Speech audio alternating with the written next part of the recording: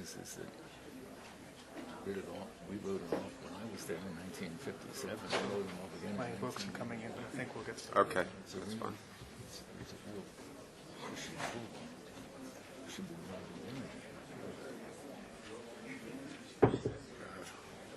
good luck.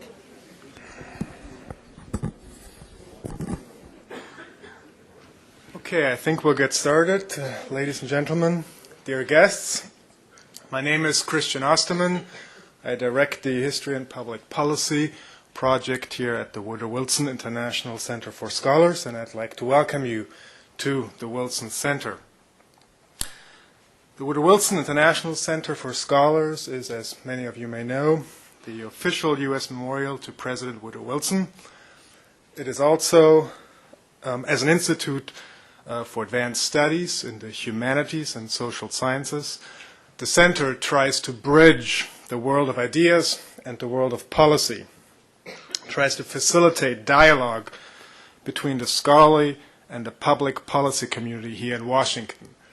Directed by former Congressman Lee Hamilton, the center hosts about 150 scholars from around the world here annually and holds over 400 meetings on international and national affairs. Funded generously by the John D. and Catherine T. MacArthur Foundation, the Henry Luce Foundation, and other donors, the Center's Cold War International History Project, part of the History and Public Policy Project, has for more than the past decade spearheaded a global effort to unlock and disseminate new documents and perspectives on the history of the Cold War, in particular from the previously inaccessible archives of what we used to call the other side, the former communist world. We publish a Cold War International History Project bulletin. Occasionally, the next issue actually is in the making at the printer, a Cold War International History Project bulletin of newly declassified and translated documents. And all of our documents and translations are also available at no charge, can be downloaded at no charge from our website at CWIHP, Cold War International History Project.si.edu. In addition to locating, translating, and publishing documents, we organize international meetings on important aspects of the Cold War, and we host a small fellowship program for junior scholars. In April 2002, the project hosted an international conference on the Soviet war in Afghanistan. The documents obtained for this conference and relevant to today's seminar and book launch are being published in the new issue of the Cold War Project Bulletin. Good way to keep in touch with the project, by the way, is by signing up to our listserv. You will receive invitations to events such as this, as well as announcements of new publications. We also try to provide a forum in the heart of Washington for the discussion of new, important, and relevant findings and publications, such as Ghost Wars, the Secret History of the CIA, Afghanistan, and Bin Laden, from the Soviet invasion to September 10, 2001, by Steve Cole, the subject of today's seminar and book launch. The book has been in bookstores since yesterday. Many of you may have had a chance to read some excerpts in the Washington Post. Let me add that this meeting is co-sponsored by the Center's Asia program, the Center's Kennan Institute for Advanced Russian Studies, and the Center's Middle East project. We appreciate the support of our fellow projects here at the Center. Let me also especially thank my assistant, Mircea Munteanu, over there to the left, who has done much of the heavy lifting in putting together this meeting while I spent the last 10 days in Tehran. Before I introduce our three distinguished panelists, let me mention that this meeting is being broadcast live over the World Wide Web. Following the three presentations, we will have what I hope some time for questions and comments. Would like for those of you who have a question or like to comment to identify yourself during the discussion. At about 5 o'clock, we'll move across the hall to a reception in the center's boardroom. There will be a chance to buy books, and I think Mr. Cole will be available to sign some books. Now, let me welcome our speakers. I will introduce them as they speak. It's a great pleasure to welcome back to the center Steve Cole, author of Ghost Wars and one of the nation's leading journalists. Steve Cole is the managing editor of the Washington Post, where he has been a foreign correspondent and editor since 1985. He has held various positions there, including feature writer for the Style section, financial correspondent in New York, South Asia correspondent based in India, the Post's first international projects and investigative correspondent based in London, editor of the Washington Post magazine, and publisher of the magazine. While working in these distinguished positions, Mr. Cole has covered subjects ranging from the Securities and Exchange Commission, about which he co-wrote a series of articles that won the 1990 Pulitzer Prize for explanatory journalism, to India, Pakistan, Afghanistan, Sri Lanka, Nepal, and occasionally the Middle East. His South Asia dispatches won the 1992 Livingston Award for Outstanding International Journalism. Mr. Cole is the author of 4 books published prior to Ghost Wars: The Deal of the Century, 1986, The Taking of Getty Oil, 1987, Eagle on the Street with David Wise, 1990, and On the Grand Turk Road, 1994.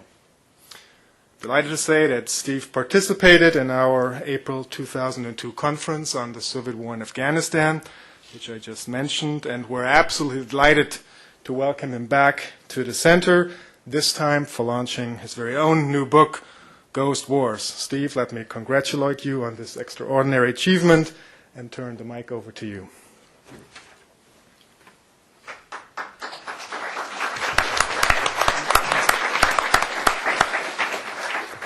Thank you, Christian. Thank you very much for that introduction.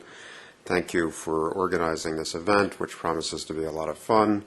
And thank you also for the extraordinary work that you and your colleagues do, and for in particular, the work you did on Afghanistan, which I think was important not just to me, but to a lot of other people. You brought a lot to the record that would not otherwise have been available in English in such a timely way. I really admire what you do over here. I'm going to just take about 20 to 25 minutes, try to keep an eye on my watch, because I'd love to have a lot of time for questions and discussion after George and Milton speak, and I'm very grateful for their appearance here today. I obviously have a lot of respect for both of them, and I'm sure out in the audience there's much more expertise than there is, at least at the podium at the moment, and I'd love to hear from some of you, try to make this then as inclusive as we can. What I thought I'd do in the time that I have is give you a better sense than you might have to date of what the book is and what's in it. I'm not going to repeat any of the stuff that's been in the Post, figuring that those of you who are interested would have read it. And since the book was under embargo, there probably hasn't been time to read it over the last 24 hours. So I thought I'd just give you a sense of what it is and what it covers and some of the highlights, in the hope that in part that will stimulate comments from George or Milt and questions from the audience. What I tried to do in this book was to write a narrative of the history of the antecedents of September 11th as they were located in Afghanistan, beginning in 1979 and ending on September 10th. I tried to place a special emphasis in my narrative on the role of the CIA, Pakistani intelligence, and Saudi intelligence. For reasons that are obvious, they were the principal actors over those 20 years. Certainly, the agency was principal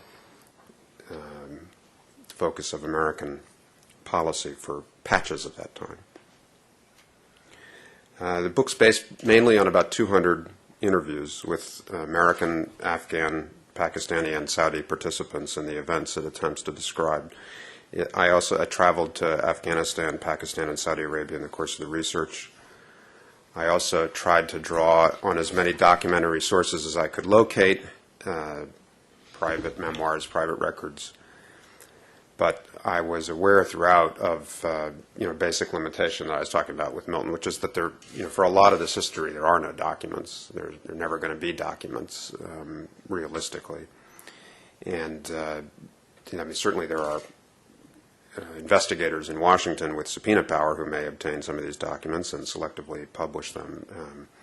But from my point of view, it was difficult and always a limitation of the project that it was essentially what I do. It was a piece of journalism. I mean, it was not rooted in anything more or less than my ability to construct a narrative out of careful interviewing and trying to connect those interviews with documentary records and secondary sources where they were available. My goal was to try to bring multiple and balanced points of view to bear on various controversial episodes and to try to lay the history out in full. It's a first draft of a history that I think Americans will go back to. I wanted to try to put it down once in a neutral and nonpartisan way, but also in a lively and accessible way. I've had an awful lot of help along the way from very good people who I can't tell you more about to try to get this down approximately right.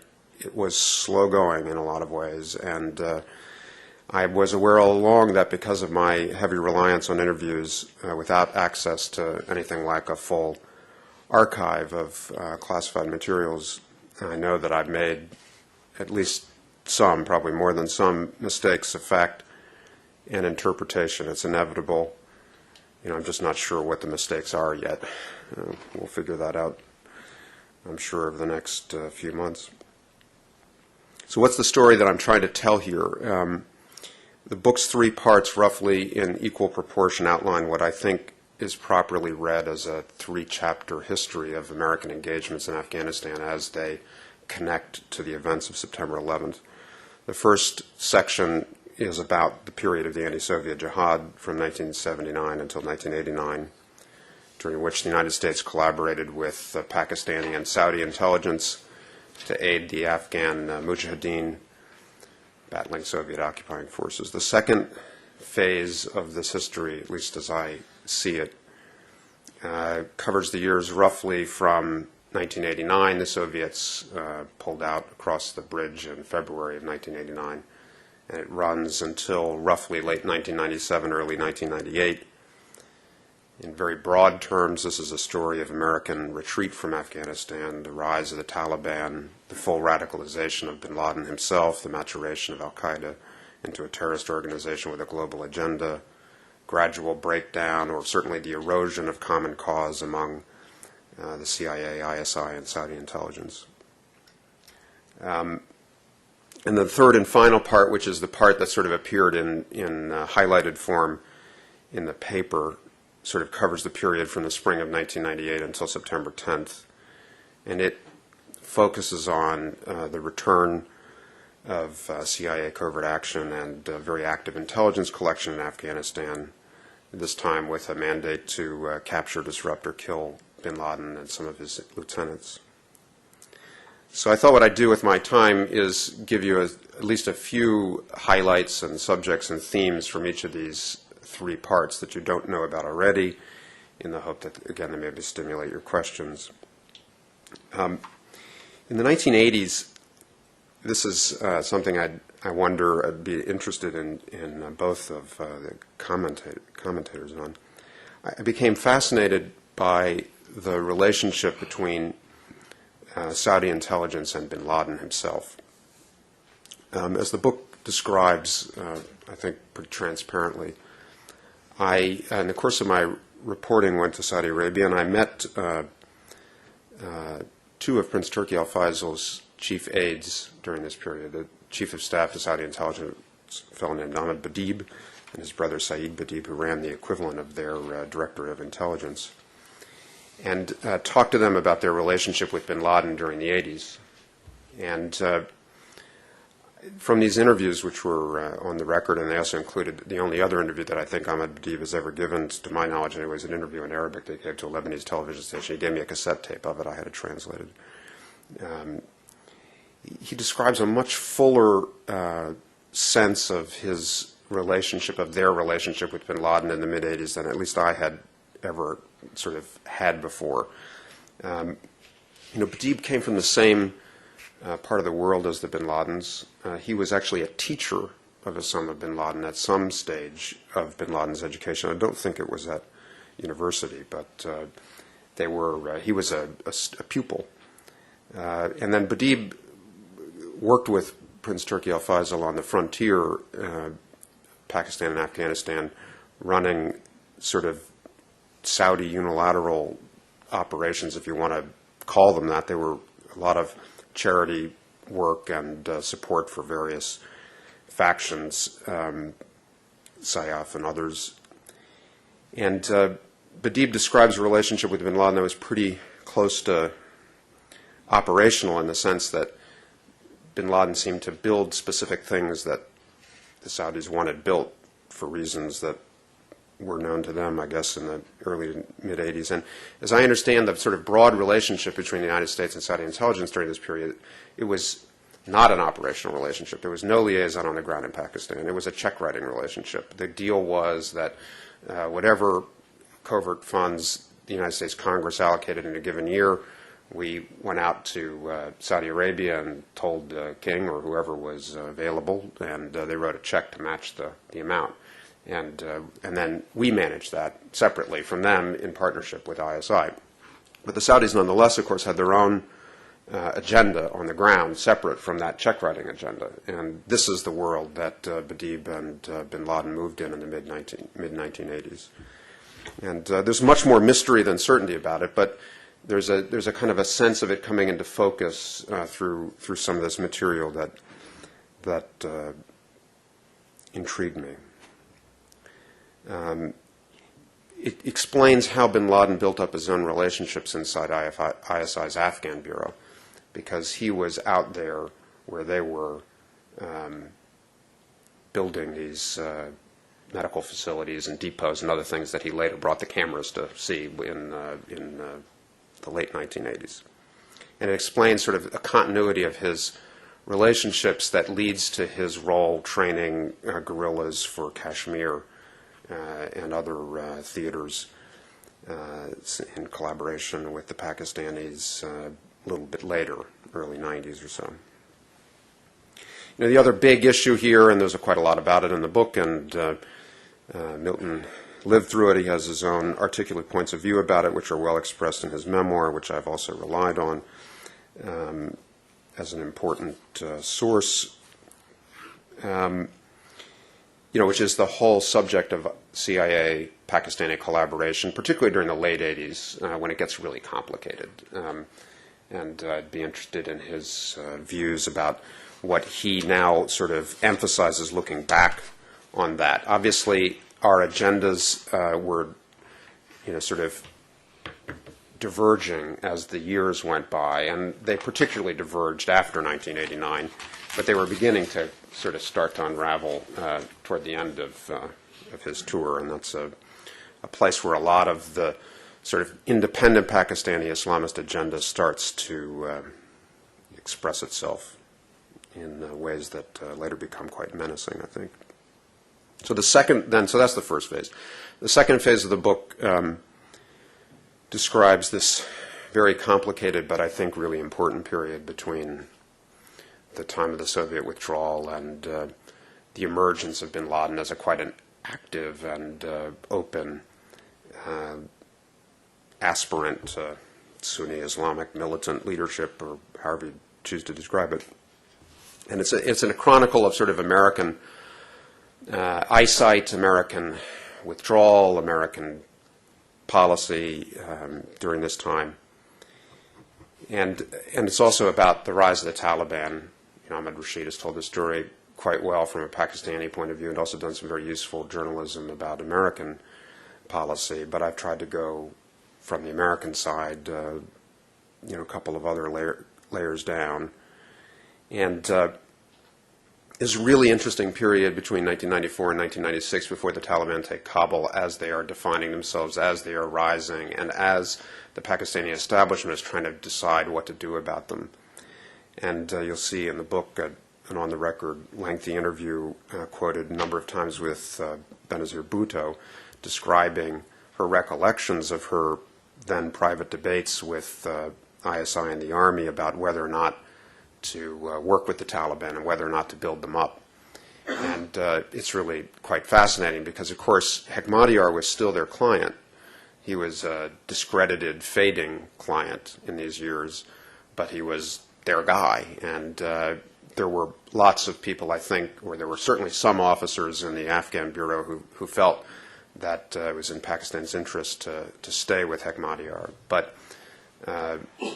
Bhutto describes how over the course of 18 months, the Taliban's supporters sort of won the argument in her counsel and persuaded her to write what she describes as essentially a blank check to them to support the ISI. Everything that everybody ever suspected at the time, she basically says, yeah, it was all going on more or less in the order that people suspected. And the other thing that's really remarkable to look back on it, just as a kind of cautionary aspect of current affairs, is to just see in just kind of very detailed, in a very detailed chronological way, how repeatedly and how brazenly she and the civilians in the Pakistani government lied over and over again to the American interlocutors. I mean, just not even blinked. You know, and of course Zia was famous for being able to do this about the nuclear program, and there's lots of good sort of documentary record about how he thought about this. It was his responsibility to lie to the Americans.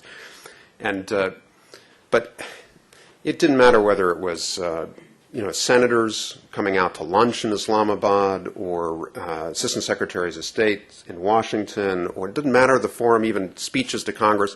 You go back and you look at the sentences that she uttered in the documents and the cables and the speeches, and then you compare them to what she now says was going on and to what she knew.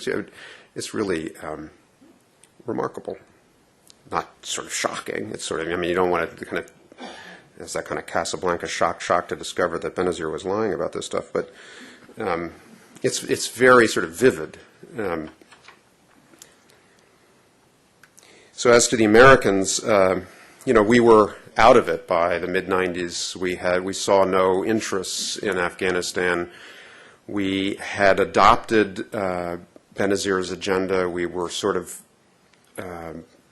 accepting of her arguments and presumptions, I think, about the region. I'm sure some of you lived through that in much more detail than I can bring to bear. But some of the CIA had no station in Afghanistan. Of course, the embassy had closed for security reasons back in 88, 89. And even the Islamabad station wasn't really budgeted or oriented toward Afghanistan in those years. I'm talking about mid-90s now. And we weren't really collecting very much information about the Taliban. We didn't really know who they are. We had some diplomats and other people doing good political reporting, but we didn't have a sense of them. And we were focused, with the limited resources we had, on Pakistani subjects. Those were important, obviously complicated subjects themselves, their nuclear program, their support for regional Islamic groups, domestic stability, whether or not there would be a coup, an Islamist-led coup within the army. Was there grounds for such a thing? One of my favorite stories was I talked to an American who was involved in all of this, and he told me that one of his annual exercises was to conduct a beard census at the Quetta Staff College, which is the elite military college in Pakistan, very British influenced, Sandhurst influenced, and he would go down and every year count how many of the graduating, I don't know whether they're lieutenants, but something equivalent, had beards, and he would chart this over time, and he was reassured that the trend was not sort of like through the roof or anything, and then he said that after September 11th, he went to do this exercise, and there was an ISI guy with the same chart. He was also taking a census. Suddenly, the Pakistani army itself had become worried about this. And they got into an argument about whether or not short beards should be counted. Were these just fashion beards, or were these an expression of personal piety? Anyway, if that's the margin of error that we're operating on, I'm more nervous than I normally am. So, why did we pull out so thoroughly from Afghanistan? I mean, I try to narrate this in a lot of fullness. It's obviously very complicated. There was a broad exhaustion in the United States, even among South Asia hands, with the Afghan story. There was a sense of repetition and intractability. The Democrats in power at the White House were turning away from theaters that had been the focus of Republican attention. Afghanistan was seen as sort of an old story, an old Cold War story. There was a lot of emphasis about other places in the developing world that required American attention, including Africa and other big subjects. I think the South Asia Bureau didn't have a lot of alternative views other than the one that Bhutto's civilian elite, still sort of notionally attractive, presented. And then, of course, we got caught up in this whole Unocal story, which I'll leave for the book. But it, I think looking back on it, it's all kind of pretty tawdry. In this context, bin Laden returns to Afghanistan in May of 1996. And in September, the station chief goes to visit Massoud in Kabul, talk about Stinger recovery, talk about the fact that bin Laden's there. And that's, it's a very sort of sporadic beginning, but that sort of marks the beginning of the return and the phase that is described in the third part of the book. A lot of the highlights from that narrative I tried to condense into those excerpts, and the theme of Massoud I'll come back to. There's a couple of stories that aren't there that I'll just sort of mention, sort of variations on a theme, I suppose. And you may have questions there's a lot of interesting elements here about it. What were the legal authorities? What was the culture of the operators? What were the arguments with the White House and that sort of thing? I sort of set an outline of that into the paper. One of the episodes that I think still resonates with some of the people who participated in it anyway occurred in early 1999. Essentially, the Clinton administration, after the Africa embassy bombing, set in motion what I think could fairly be described as a two-track policy. On the one hand, they commissioned the agency to try to pinpoint bin Laden's location precisely enough so that they could consider launching a second cruise missile strike against him. Of course, they had attempted to strike in August itself and had missed him. And so one of the mandates of the operators was to try to figure out where bin Laden was with enough confidence so that they could send these missiles in. And the sort of confirmation to strike time was a few hours by the end. People describe it 4 hours, 6 hours, but would take some time to get everything loaded up and shoot. So that was a pretty demanding request, to be able to forecast where someone would be for the next 6 hours with enough degree of confidence so that you would feel comfortable landing a bunch of tomahawks on top of it.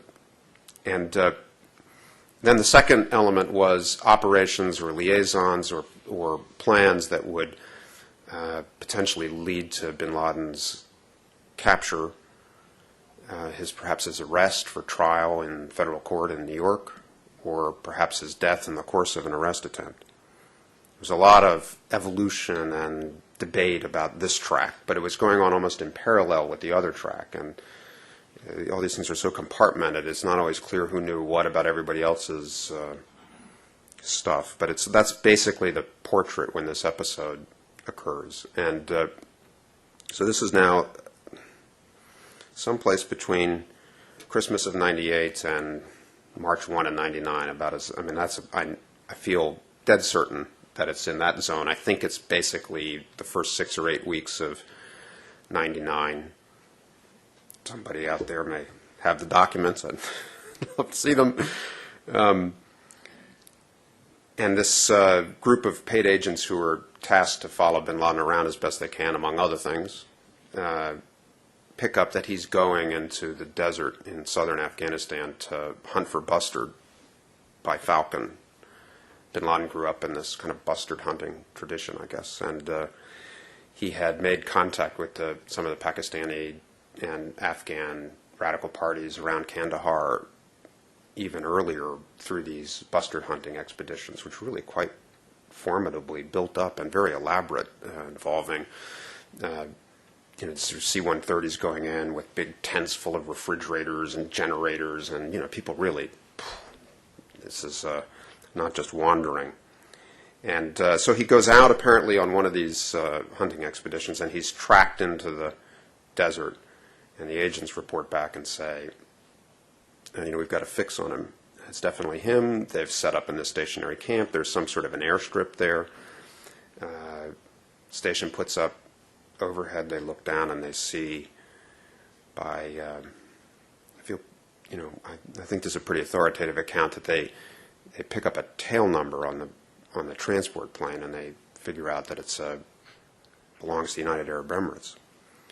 And the agents are sitting up on this ridge, and they keep saying, he's there, and there's all this back and forth about how sure are you. And in the end, at the White House and the National Security Cabinet, the President and the DCI trying to figure out what to do, they feel stuck with what Tenet frequently refers to as single-threaded intelligence, meaning that it's familiar to me, it's basically one source. Do you have two independent sources? You only have one source. Does the satellite count as a second source? Not really. I mean, so it's single-threaded in the sense that you've got one group of paid agents who are 120% sure that they got them, and you don't have a second source. So is that good enough to put that kind of munitions down on that kind of a target when you may have reason to believe that some member of one of the royal families of the United Arab Emirates may be there, or even somebody senior in that family? So they decide not to pull the trigger. And, of course, the people who have been involved in the operation, this is very frustrating to them, hard to understand. We got him, let's go. And that's a pattern that kind of repeats itself over and over again. On the ground, people really sort of pouring themselves into it. Back at headquarters, people saying, do we really have enough? And that's kind of what that narrative feels like. Masood plays a big part in it. Another thing that is a recurring theme in this period is the relationship with ISI, the liaison. They tried to use ISI to set up bin Laden, didn't work. They asked the ISI to set bin Laden up at Kandahar Airport, call a meeting, we'll hit him on the way to the airport. ISI says, we can't do that. It just doesn't work for us. The story of this commando unit drawn from retired Pakistani special forces. It ends up being a kind of Praetorian Guard for Nawaz Sharif, and seems in the end as much conceived for use in domestic crisis management as against bin Laden anyway. It never goes into action. That whole sort of narrative of our interactions with ISI between 1998 and 2001, I think, is really important, and a version of it is still underway today. Obviously, circumstances are much changed. Hard for me to judge how much different it is now. Another thing that I try to write about in some broad form is Clinton's relationship with the CIA. I'd be interested in people's comments about that. Except for the individuals of Deutsch and Tenet, seems on the whole quite distant and even mutually suspicious. That's at least what I concluded after my reporting. You did have Sudan and the Chinese embassy and other targeting controversies that shook the president's face. And I also have a sense that John Deutsch essentially came back and said to the president, these guys are no good, and that he trusted Deutsch. And that shaped some of his thinking. I think he probably was, he never from the beginning, from his first term, he never really had a comfortable relationship with the place. And then finally there's Massoud and that whole sort of narrative, and I know Milt will give me some guff for, sort of regarding Massoud as a solution. And but I do think that for my part, preemptive defense here, I do think that I have a realistic view of Massoud and his flaws, and I don't think that there's any sort of silver bullet retrospective theory available in all of this. But it's a thread that you can pull right through this history, and it takes you right to the cusp of September 11th, and in it lies a lot of the broader themes that I think are important to understanding where this all came from and how it evolved. I'll just finish. I don't do a lot of interpretation in the book. I don't think a great majority of it is written as a narrative history. A lot of emphasis on character, events, and context. But I'll just read, if you don't mind, just a couple of paragraphs from the end, and then I'll turn it over. Afghanistan after 1979 was a laboratory for political and military visions conceived abroad and imposed by force. The language and ideas that described Afghan parties, armies, and militias originated with theoreticians in universities and seminaries in Europe, Cairo, and Deoband. Afghans fought as, quote, communists or as, quote, freedom fighters. They joined jihadist armies battling on behalf of an imagined global Islamic ummah. A young, weak nation, Afghanistan produced few convincing nationalists who could offer an alternative, who could define Afghanistan from within. And Massoud was an exception to that rule. Yet Massoud did not create the Afghanistan he championed. Partly he failed as a politician during the early 1990s. Partly he was limited by his regional roots, especially as the Afghan war's fragmenting violence promoted ethnic solidarity. Most of all, Massoud was contained by the much greater resources possessed by his adversaries in Pakistan and Saudi Arabia.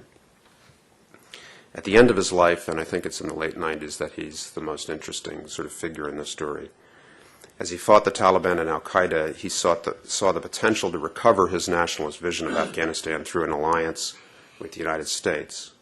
He saw this partnership primarily as a tactician would, grounded not in ideology but in urgent and mutual interest, the need to contain and defeat Osama bin Laden and his jihadist volunteers. Massoud did also fight for political ideas.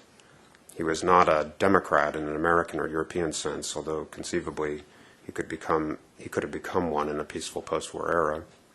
He was indisputably tolerant in the midst of terrible violence, and he was prepared to work in coalitions. Massoud frustrated bin Laden and the Taliban because of his exceptional tactical skills primarily, but also because he competed credibly for control of Afghanistan's political identity. The Afghan government that the United States eventually chose to support, beginning in the late autumn of 2001, Federation of Massoud's organization, Exiled Intellectuals and Royalist Pashtuns, was available for sponsorship before, but the United States could not see a reason then to challenge the alternative.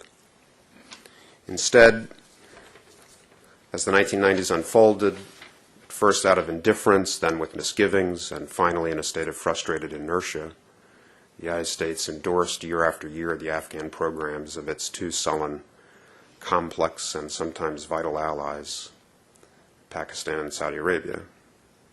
Massoud's independent character and conduct and the hostility toward him continually fed into the American bureaucracy by Pakistan, denied him a lasting alliance with the United States, and ultimately it denied the United States whatever benefits he might have offered during the several years before 2001. At the end of this road lay September 2001, when the American public and the subsistence traders of the Panjshir Valley discovered in twin cataclysms that they were bound together after all, if not by the political ideas they shared, then at least by the enemies who had chosen them. So thanks for your attention.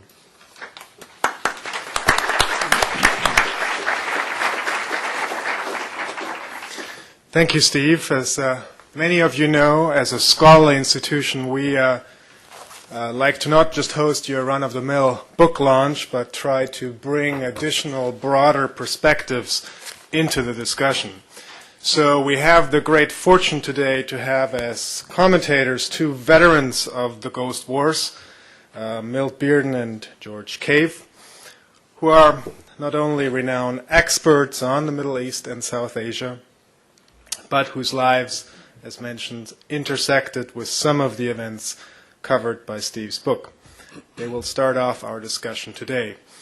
Let me add that since the book has only been available for a couple of days, I've asked Milt and George to share some of their insights on the general subject based on their experience rather than to provide sort of a full-fledged, detailed review of the book. Now let me introduce our first commentator, Milt Bearden.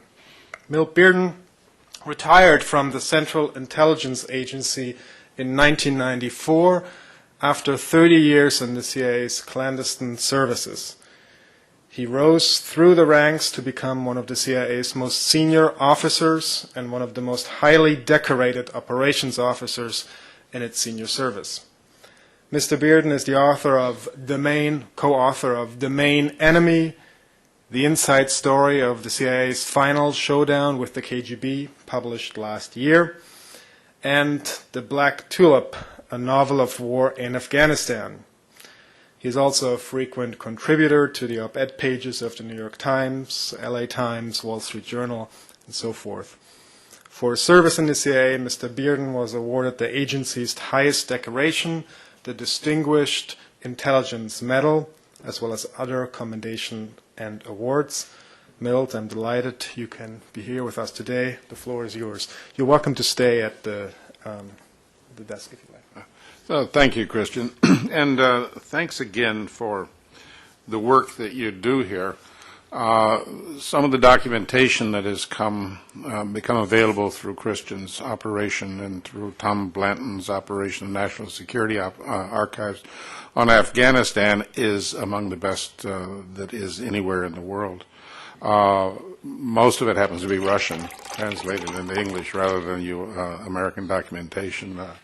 So I sympathize, having written a book on part of this that is covered by Steve Cole's book, with those looking for the elusive American document.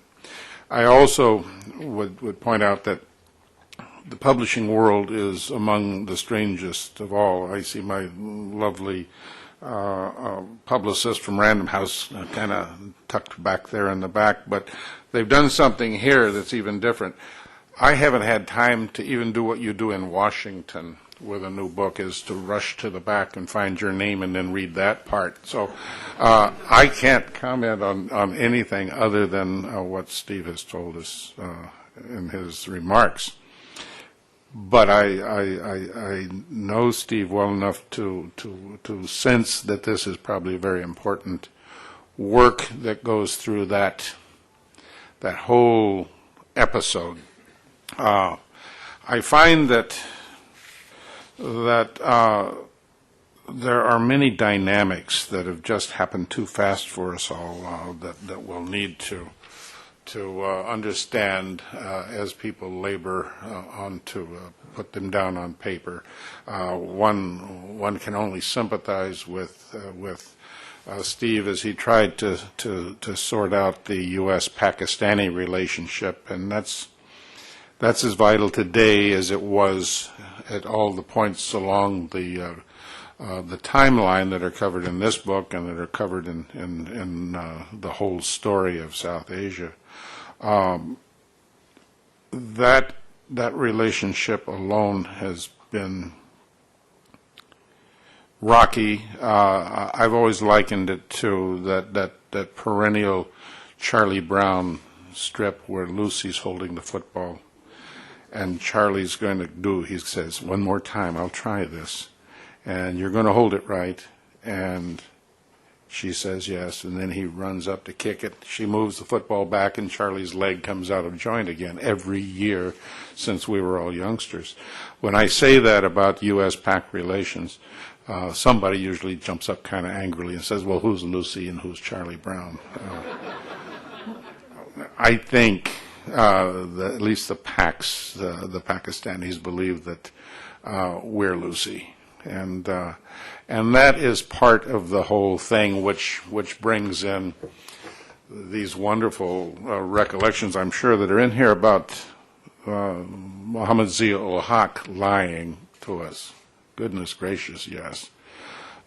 We sailed in at the end of one of our endless series of sanctions in 1979 after the Soviets had invaded Afghanistan, and after Zbig Brzezinski and Jimmy Carter looked at the map and says, well, I guess we'll have to go to Afghanistan if we're going to do anything about this, because China would be too hard, the Soviet Union, well, that won't work, and Iran, well, no, we've got our hostage situation and all of that. So we went into Pakistan, and we dealt with them.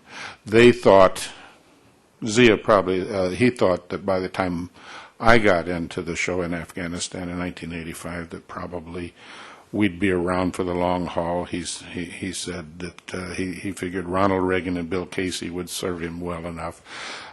He lied to us every day about the bomb, I think because he thought we wanted to hear the lie. That there was some sort of an agreement that as long as he didn't turn the last screw and paint B-O-M-B on it, we would be able to say that they weren't a nuclear state. I think the biggest frailty of all the Pakistan-U.S. relationships was that Pakistanis and Americans go in, sit down, have a long talk, walk away, and neither one of them have the same opinion of what just took place. And that goes on today, to this date. Talking to Benazir was always a remarkable thing. She did it better than anybody else.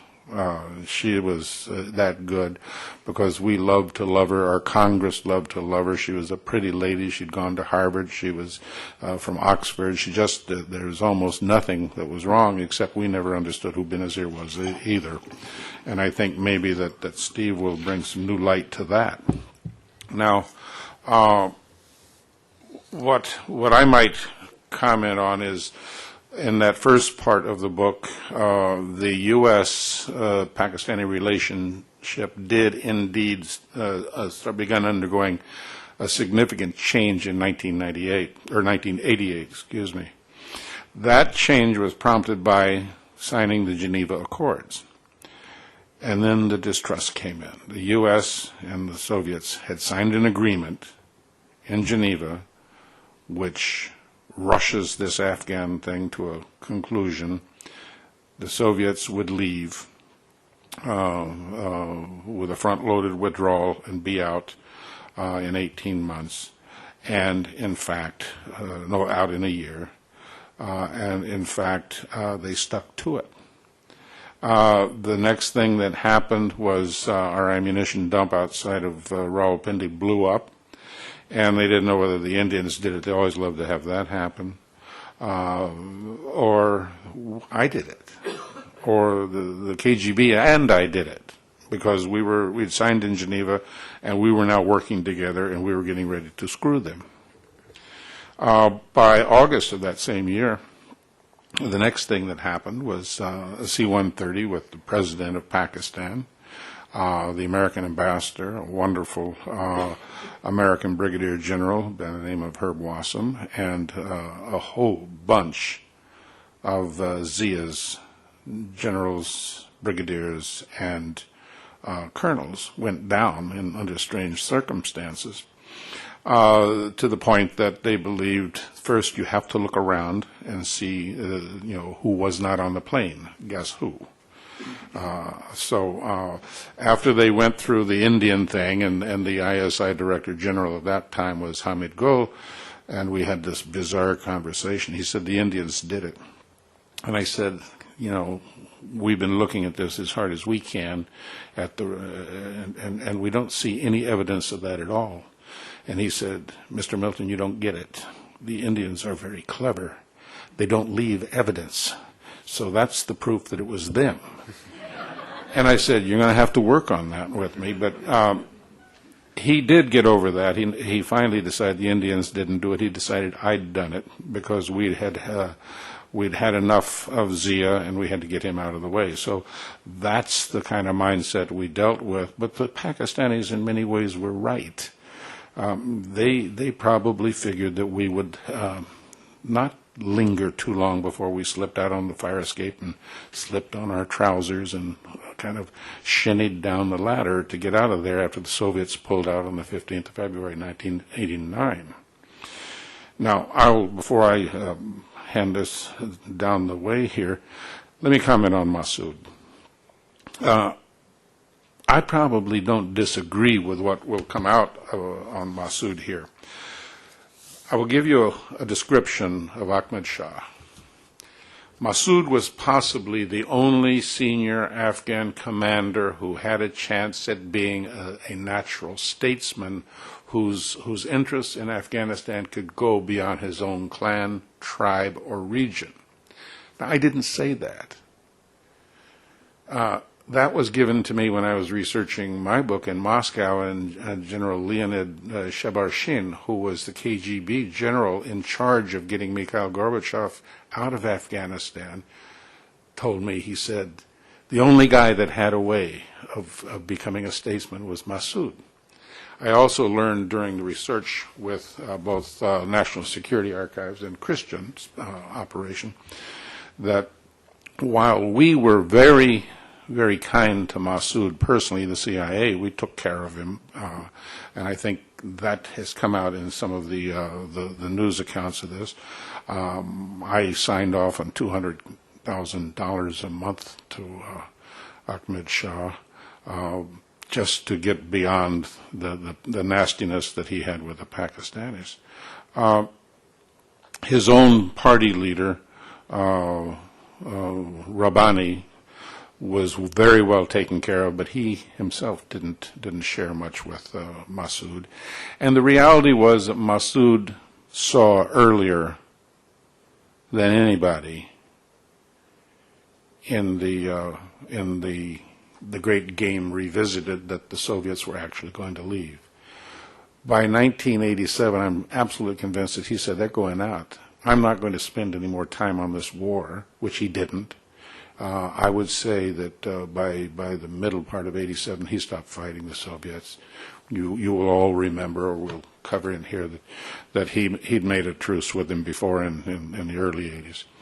But he was already building a thing called the Supreme Council of the North, and that later became the Northern Alliance. He was already planning for the hereafter.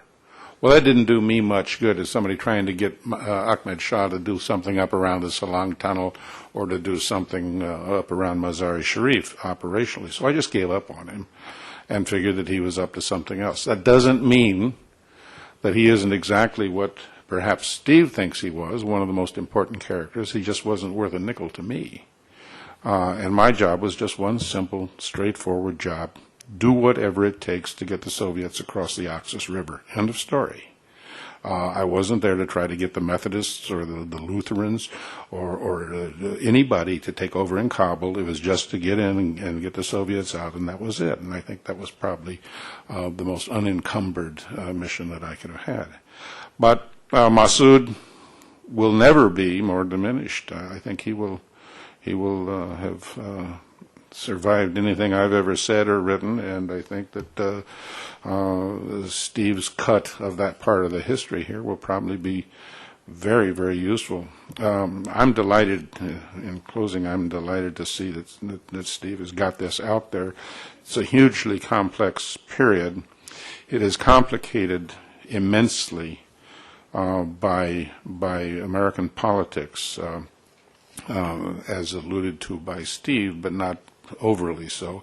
I think the Clinton administration didn't want anything to do with this enterprise because if you started talking about the Afghan enterprise, then pretty soon you might have to recognize that Ronald Reagan had actually done something that resulted in what happened 9 months after the Soviets pulled out of Afghanistan was the breach of the Berlin Wall. 329 days after that, you had the Germany's reunited inside NATO, and on Boxing Day of 1991, the Soviet Union ceased to exist. I think we wanted just to get all that behind us. So I'm delighted to be here, delighted to have had a chance to comment on this subject. I'm going to read the book beginning tomorrow, but I'm going to go to the back and get my name and go back and read those parts first.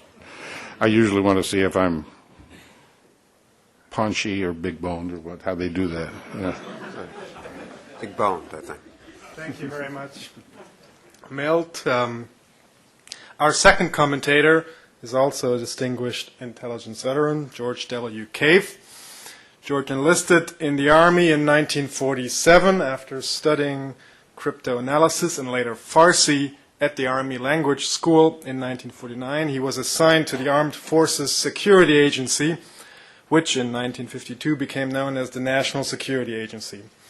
In May 1952, George Cave left the Army, entering Princeton University, graduating cum laude from there in 1956.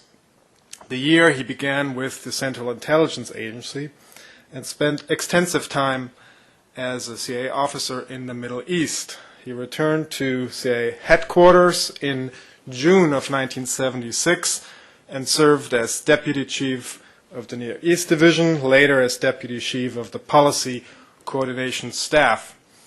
After the occupation of the American Embassy in Tehran, George Cave was assigned to Europe as chief of an advance group supporting the hostage rescue mission. He retired conditionally in February 1980, though he had to remain on contract until the hostage crisis was resolved. He continues to be a consultant with the agencies on issues of the Middle East. It is my great pleasure to welcome you, George, back to the Wilson Center. The floor is yours. Thank you very much. Every time Christian calls me, I know that what I'm going to get assigned to do will deal with ancient history. So I'll give you some ancient history about our involvement in Afghanistan. In Mr. Cole's book, he mentions that in 1991, after the collapse of the Soviet Union, we wrote off Afghanistan as of being no strategic interest to the United States. This is very interesting because this was a question that was raised in 1956. In November of 1956, Bulganin and Khrushchev visited Kabul. During the course of that visit, they provided the Afghans with a $100 million loan. In 1956, 100 million bucks was pretty big bucks.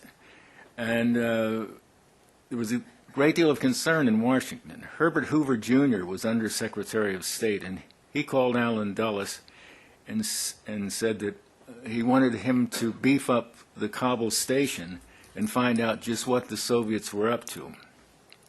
I had joined the agency just in October and was down at the farm in training, and I was called in on Friday and told to pack up everything, that I wasn't coming back, and given a name to report to on Monday. I got a briefing that I was going to go to Kabul for a short TDY because I was the only one that they could come up that had fluent Farsi, and in those days Farsi was the official language in Afghanistan. I left in January, and I had a wonderful time. And in fact, going to Kabul is what convinced me that I made the right career choice. The station was pretty impressive. We reported in great detail, exhausting detail in some cases, on every agreement signed between the Soviets and the Afghans. We provided the minutes of every significant meeting between senior Afghan officials and Soviet officials. And we also had some good penetrations of the military, and we found out that, first of great interest is when I arrived, the Afghan Air Force was flying Gypsy Moth aircraft. That's the only aircraft they had in their inventory. And every morning you see one of these bi-wing Gypsy Moths take off and fly around Kabul on patrol for about a half an hour and then land. We learned that the Soviets were training Afghan pilots on jets, and that they had made an agreement to supply the Afghans with MiG-17s. The ambassador at the time was a man named Shelley Mills, who had been a prep school president, I think. And he braced the foreign minister, who was Daoud's brother, and asked him about it, and the foreign minister denied that they were getting MiG-17s. Then on the annual Jashin, which is the celebration New Year's in March, lo and behold, a squadron of MiG-17s flew over the celebration. The ambassador looked at the foreign minister, and the foreign minister shrugged his shoulders. So Afghanistan went from gypsy moths to MiG-17s overnight.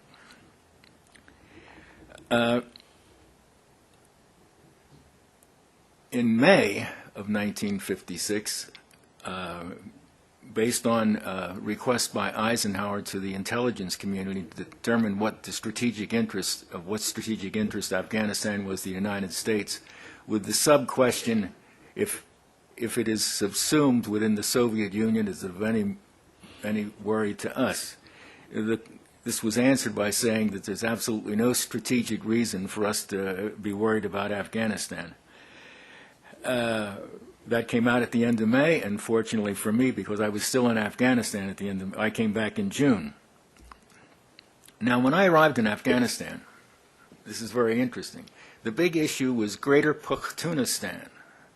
The Afghans had publicly announced that they no longer recognized the Durand Line, which was the boundary that was drawn by the British between, at that time, British India and Afghanistan.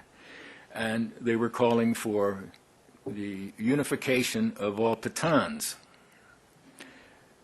Now, at the same time, the Paks were very much worried about this, and there was an awful lot of hostility between Pakistan and Afghanistan over this issue.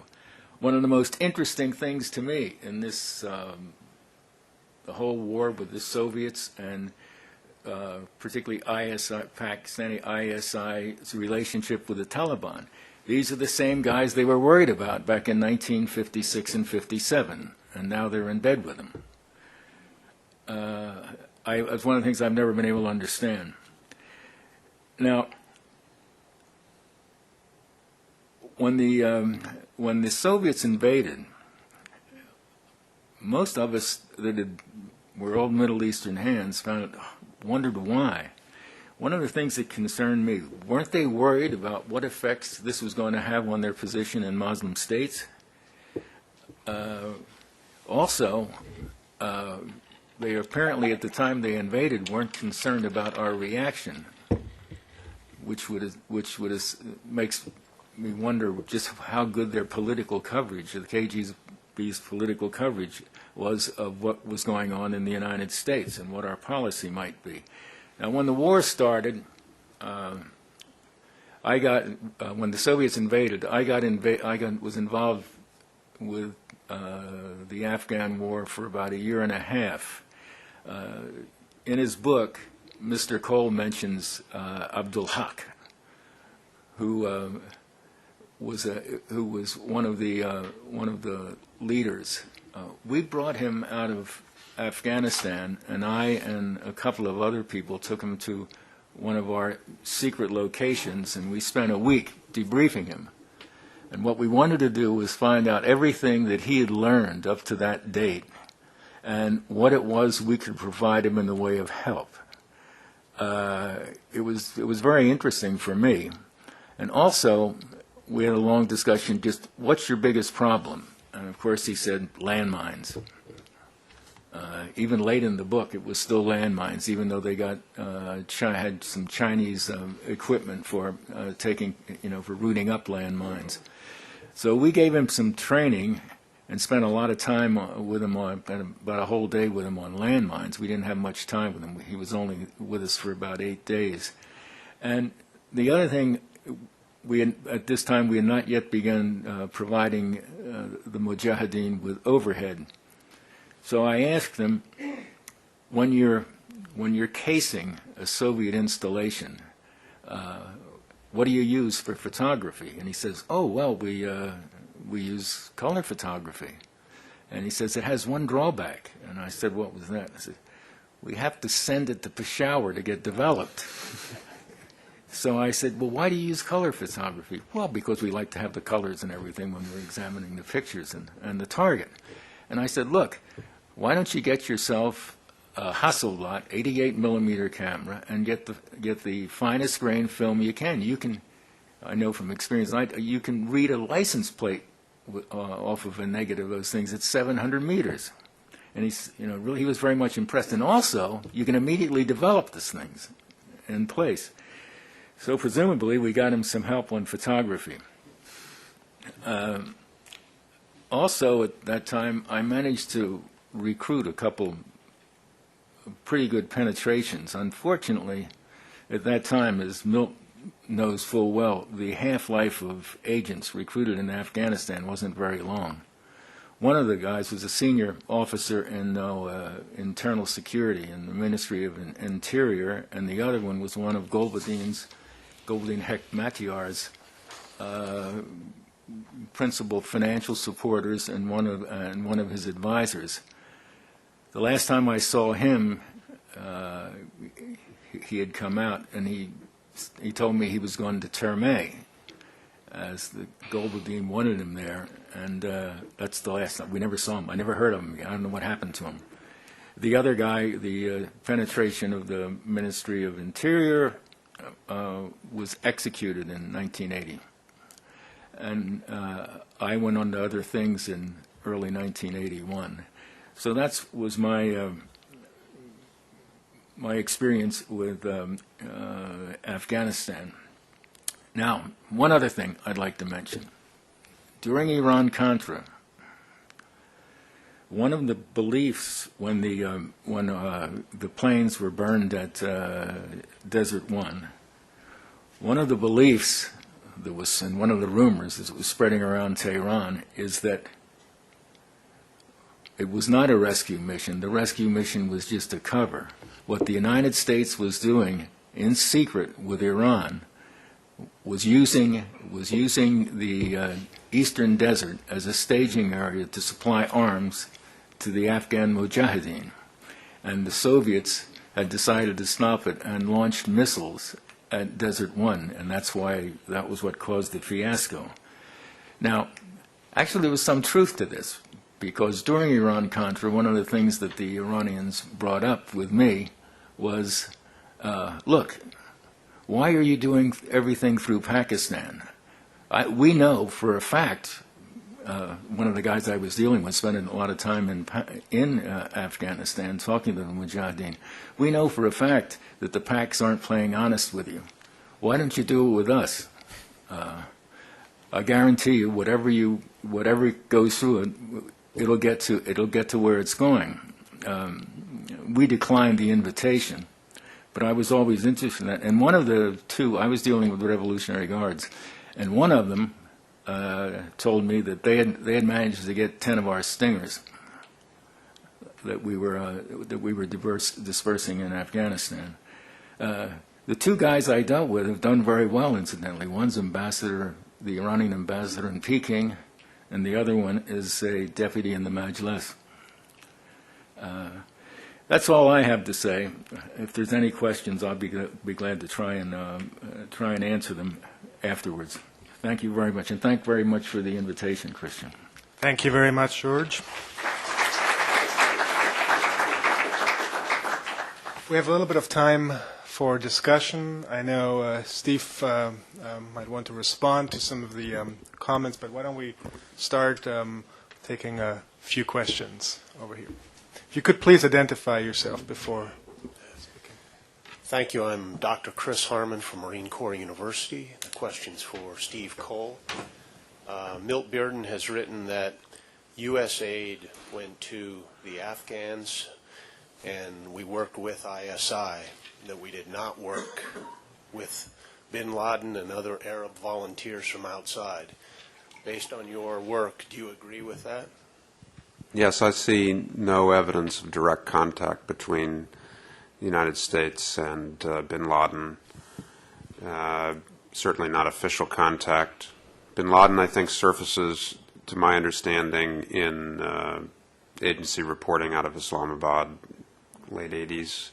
He's a name floating around. He's some of the station's unilateral agents are reporting that he's kind of a disruptive force on the frontier. He and some of his followers, with their severe view about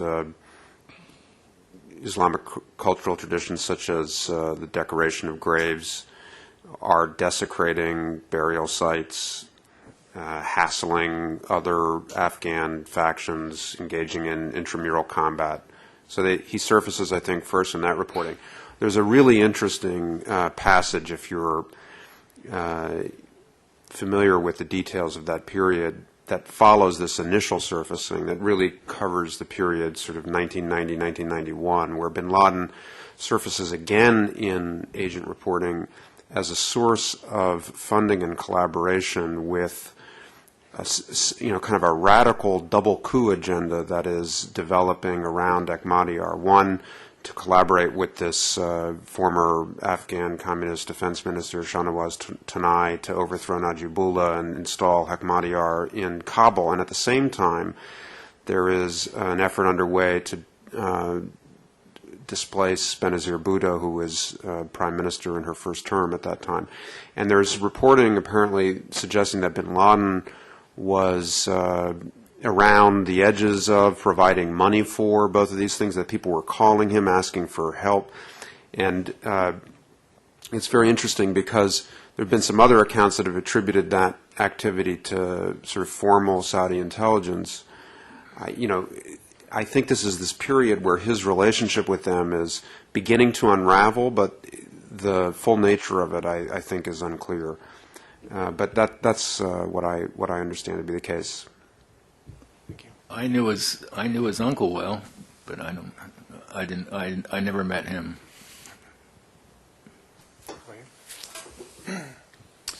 Mike Benefiel, Persuasive Information. I'm interested in the kind of sideshow of Kashmir freedom fighters and ISI, and I'm particularly interested in the Harkat al-Ansar organization, and I'm wondering if that's in the book and what you can tell me about that. Well, it's there parenthetically in a few places. What I try to describe is how ISI began to take advantage of the Arab volunteer-run training infrastructure in Paktia in particular, to begin a more organized training program for infiltrating militants into Kashmir. And this really goes back to the early 90s, before Harkat emerges. I was out there as a correspondent, 89, 92. I mean, Srinagar sort of blew up on my watch, and I spent a lot of time on the street in Kashmir. And that time, the militants were divided among the nationalist Jammu and Kashmir Liberation Front and the Pakistani-sponsored Hizbul Mujahideen. And essentially it was a struggle for control of the rebellion. It was a very broadly based and popular rebellion in its early years. And ISI kind of used the Muslim Brotherhood networks of Jamaat Islami as schools and then their own infrastructure to essentially hijack the rebellion, using their Afghan model as a way to do it. By the time you get to and so then as they start to get more and more organized, they start to take advantage of their infrastructure across the border in Afghanistan. I remember meeting militants in Kashmir. It was very easy as a reporter. You just go in and sort of stand in a tea stall and say, "Can I meet, one of the bad guys?" And they'd take you and show you their guns and stuff, and then they'd tell you their stories. And they were all traveling back and forth from Afghanistan. They all had Kalashnikovs with Chinese markings on them. They told stories of their training over the border. It wasn't really very buried. And I think that evolves into the bigger infrastructure. After my time, I'm out of there, sort of early 90s. I gather by mid-95 it becomes pretty systematic, and I don't really understand how Harkat succeeded Hizbul Mujahideen, because it happened after my time, but they were the next big group, and now, of course, you have Jaish-e-Mohammed and Lashkar-e-Taiba, and it's sort of variations on a theme, but it's essentially the same agenda. One thing that is really complicated, but I think has shifted over time, is what is the relationship between ISI's sort of cells and militants and organizations and the broader pre-existing Muslim Brotherhood kind of social infrastructure, because that was what made Hizbul Mujahideen so effective as they marginalized the JKLF, which was that they had doctors and lawyers and schools and everything already in place to work with. Thank you. Over here. There's one thing I've not ever understood about Afghanistan. I think there are a lot of things that are hard to understand, but the theological agenda of the Taliban, was that something, an idiosyncrasy tolerated by its supporters, or was that the primary basis for its external support? Well, it was, you mean, if by its supporters you mean ISI, I would say that it was an idiosyncrasy tolerated by its supporters. Ahmed Rashid's written a very good book, very accessible on this subject. The Taliban and their severe interpretations of Islam are connected to a theological tradition that goes back to late colonial British India and seminary at Deoband, India, that produced sort of a version of austere Islamic theology that is similar to but distinct from the Wahhabism that grew up in Saudi Arabia. And then there were some madrasas constructed along the border, not official madrasas. Again, you get into the intramural stuff, but this was sort of the JUI. This was not the Muslim Brotherhood, the really formal Jamaat Islami networks. This was an alternative network, and this theology was taught at a very prominent madrasa along the road near Peshawar. And so out of that madrasa comes this theology. But it's interesting because it's still relevant now. What is the connection between Taliban sort of Islamic theology and popular rural traditions in southern Afghanistan? Why were the Taliban able to dominate interpretations of Islam in southern Afghanistan? Why are they today able to persuade large numbers of people in Kandahar and Zabul and Uruzgan to interpret Islam this way? Because it really is at odds with Afghan cultural traditions, I think. And, I sort of know what the question is. I'm not sure I know what the answer is. The only thing that I can contribute is the observation that, Pashtun social conservatism is hard to separate from Taliban theology. I mean, they're essentially two sides of the same coin, and that's part of the explanation, but it's not really adequate. There's one thing I think you mentioned it in part in your book, but let's look at it this way. The Soviets were trying to forcibly make communism the political basis for Afghanistan, and the way the opposition to the communist gelled was on Islamic principles. And I think this is how the Taliban they used Islamic principles to attract people to counter the effects of the growth of communism under the Soviets. And I think that had a lot to do with it. Because when I was there in Afghanistan in 1956, although naturally it was a Muslim state, there was still an awful lot about it that was secular. And if you go back to the time of King Amanullah, I mean, women in Kabul walked around in Parisian fashions. He banned the burqa. The house I stayed in when I was in Afghanistan, in Kabul, was owned by a woman. And as soon as she walked in the front gate, she tore off her burqa. But I do think that the reason why you had this very, very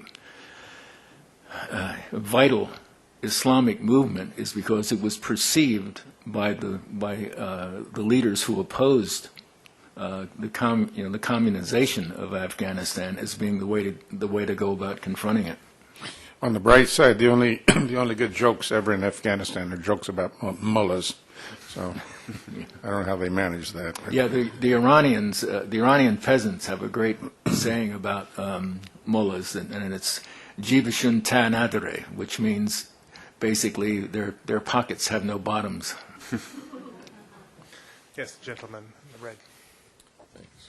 I'm John Judge with 911 Citizens Watch, and I had two themes I wanted to ask you to address. One is whether you did any work in the book or came across General Muammar Ahmad, who was a head of Pakistani ISI, or at least a ranking officer there, who visited the United States just before the attack and met with George Tenet and Schultz and others, and then at least reportedly was removed from the ISI in his return for being too close to bin Laden, and also for sending $100,000 through to Muhammad Atta in Florida, and whether the theme of your book is that U.S. funding into ISI in relation to Afghanistan had completely stopped by the 1980s. I mean, there was a record at least of some funding that went through to try to stop the growing of opium in the more recent period, or whether there is some segment that would have related to Ahmad up to the current time. And the other was just because Cave brought it up, George Cave brought it up, in terms of this hostage rescue. I looked at it. It didn't make sense to me. Maybe it made sense to you, but I mean, these were helicopters landing hundreds of miles from Tehran. I even looked them up in the Janes, and it looked like they would have had to refuel to even get to Tehran. And some people that we were in contact with told us that they were mothballed choppers that were brought up out of the depths of one of the carriers from the Vietnam period, and the sand screens taken off of them. So there was speculation: was this an operation that was from the beginning meant to fail? Care to comment? Well, I'm going to, on the first question, then I'll let George reply if he wishes.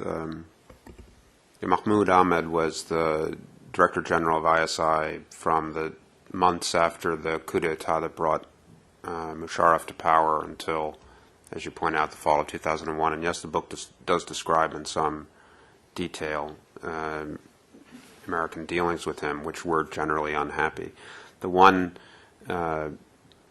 incident that remains fresh in my mind was that, it's sort of standard part of the liaison world to try to develop a personal relationship with your counterpart, and so the Islamabad station was trying to figure out how to connect to Mahmoud Ahmed, who's a strange character. He was a very sort of neo-British figure in his presentation, had I believe a kind of a waxed mustache and a very correct spit and polish appearance, and so they did some research, and they discovered that he had written a graduate thesis on the Battle of Gettysburg.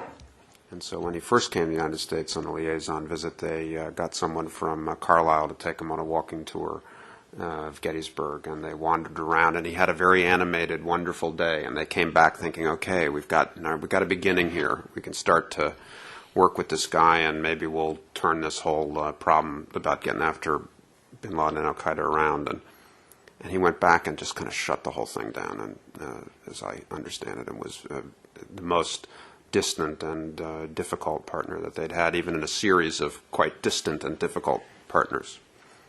Yeah, I knew Mahmoud myself, and he was exactly as described. He would have possibly been a general in anybody's army. He took offense with the fact that we had stayed in Afghanistan, or in Pakistan between 79 and 89, and used their territory to do what it took to drive the Soviets out of Afghanistan, and that probably brought them several thousand casualties on their own territory from terrorist attacks.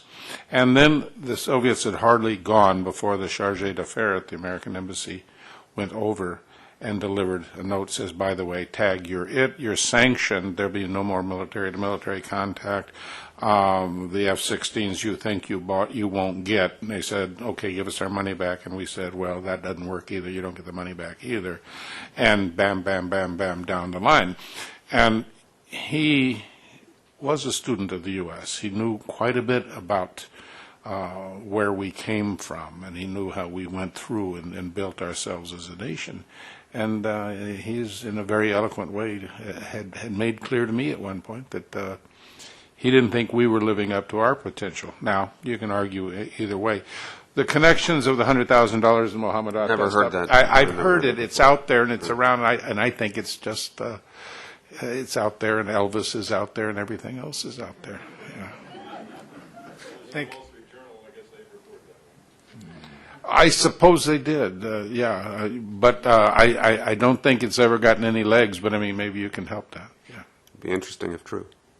Time is almost up, but let's take just maybe a couple more questions, and we'll give the panelists one more time to respond. So we'll start down here and just go take 2 or 3 questions. Roy Gutman at U.S. Institute of Peace. Steve, I wonder if you could just give your summary view of the relationship between the ISI and bin Laden. To what extent do you think they were aware of his arrival, facilitated it in any way, in any sense introduced him to the Taliban, if they did? And as he was playing a bigger role in the war, and they were playing a bigger role in the war following the move to the north by the Taliban, was there any coordination that you are aware of? That's 3 questions right there. Let's take a couple more, though, and then conclude. Yeah? Much a gentleman there. I guess this is the journalistic question, which is...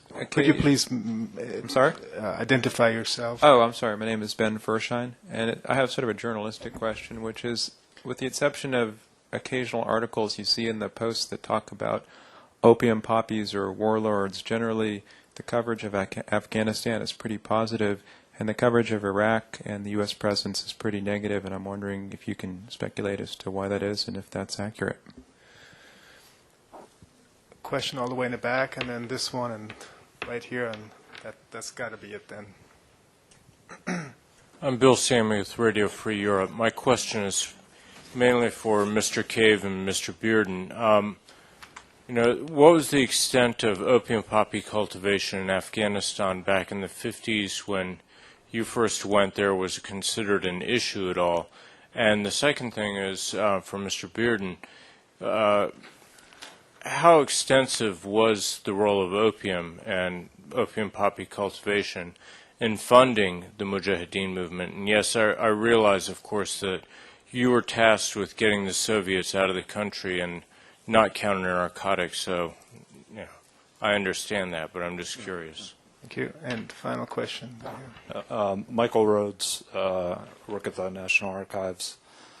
I'm intrigued by John O'Neill, which is not indexed in your book. He's FBI head of counterterrorism, resigned, alleged frustration that Saudi Arabia was not being given enough attention during the during the Bush administration. He resigned in like 2001 or something. Anyway, what do you think is in the 25-some pages that the Bush administration has classified top secret? Thank you.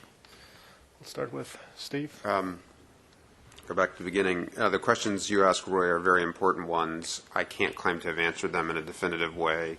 I think it will be difficult to answer them in a definitive way. I wish anyone in the attempt good luck. It's important, and there probably is more to learn than we have available now. I think there are some things that you can feel pretty confident about. There was clearly some direct contact between ISI and bin Laden over the management of the Kashmir-focused training camps and the sectarian training camps. Certainly there was back in the early days of Al-Qaeda's blossoming, but, sort of 98, 97, 98, 99, 2000, I think there's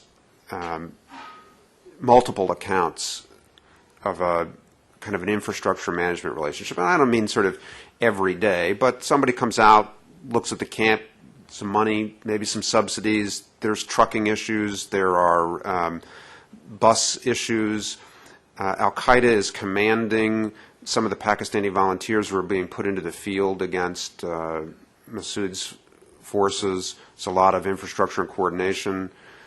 ISI is clearly out in the field.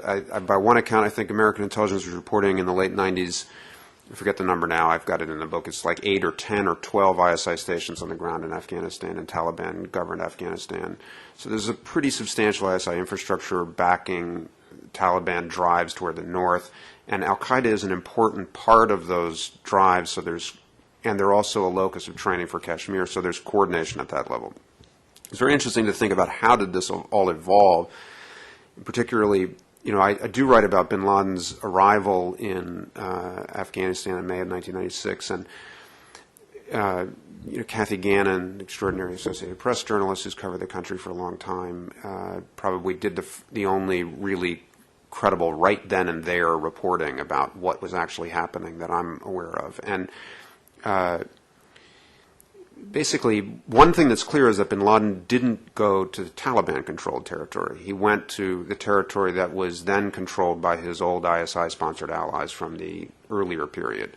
And it's only by 1997 that he drifts south into Kandahar and gets set up, and he grants an interview, I forget the date, but it's late 97, to a Palestinian journalist, and he's now, and that's one of the pictures that was in the Post, he's got a library, he's got computers, he's sitting someplace on the outskirts of Kandahar.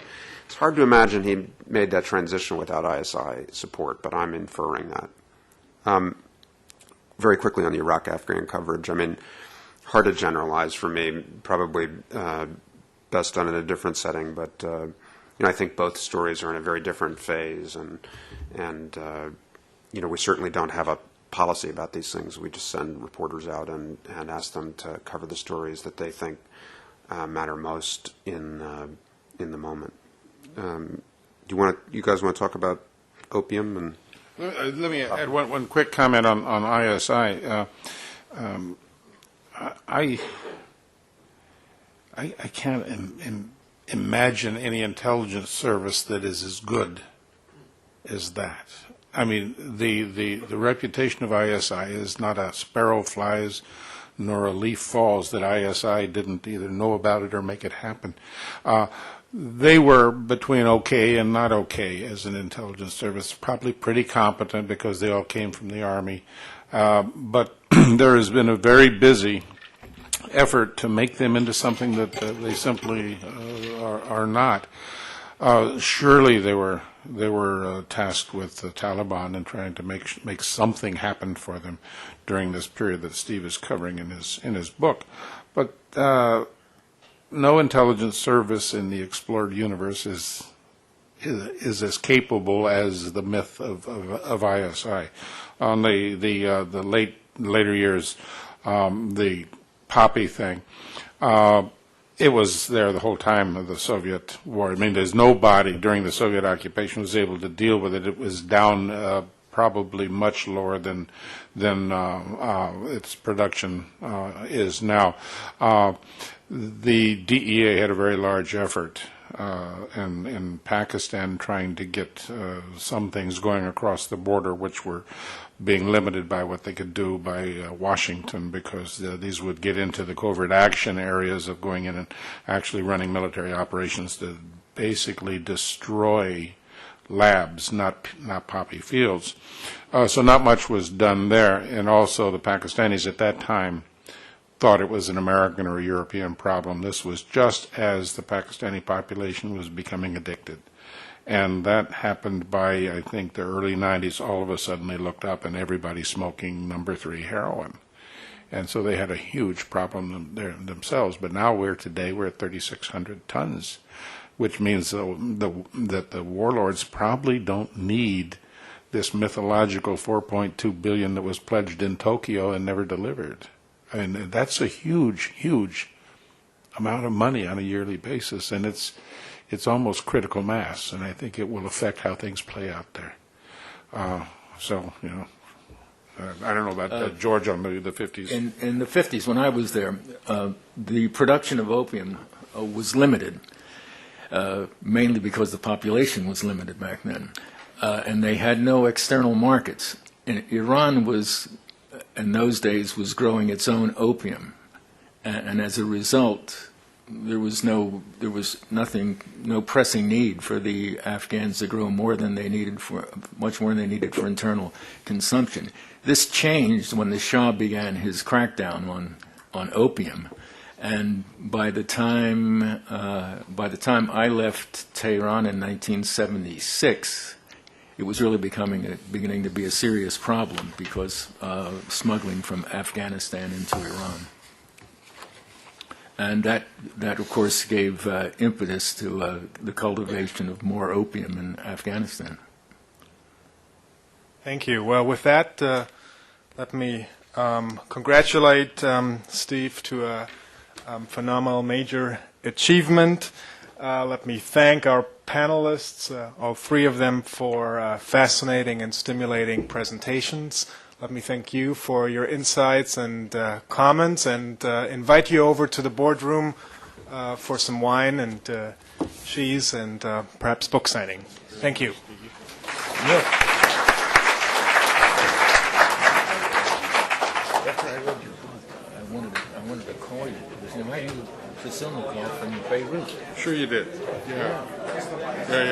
What a guy. He died, you know. Yeah, I see it in your book. You mentioned it. But you know what he did in Beirut? His English was so good. He would go in bars and pose as an American And fool around with you guys? and no